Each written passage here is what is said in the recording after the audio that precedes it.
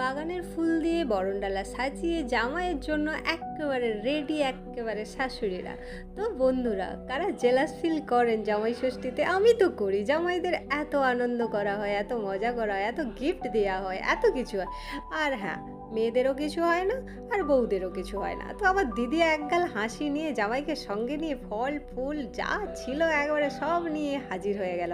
আর এদিকে আমার জেঠিমা কী করেছে, একবারে রেডি করে নিয়েছে বরণ ডালা, সুন্দর করে বরণ করার জন্য ডালি আর খাওয়ার দাওয়ার। তো এই সময়ে সত্যি বলতে শাঁখের আওয়াজ যদি না শোনা যায়, সিরিয়াসলি বলছে দিনটা কেমন লাগে।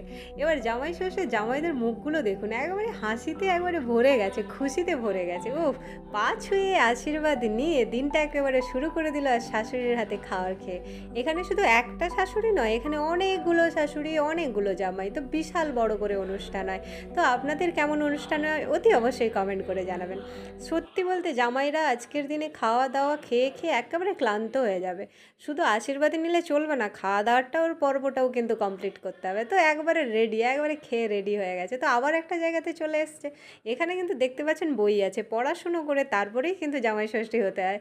তো যাই হোক, জামাইরা তো খুব খুশি, খাওয়া দাওয়া করে মজে আছে। তার সঙ্গে জামাইয়ের সঙ্গে মেয়েরা মানে বউরা তারাও খুব খুশি, তাই না? তো মোটামুটি কেমন লাগলো অবশ্যই কমেন্ট করে জানাবেন। টাটা বন্ধুরা, ভালো থাকবেন।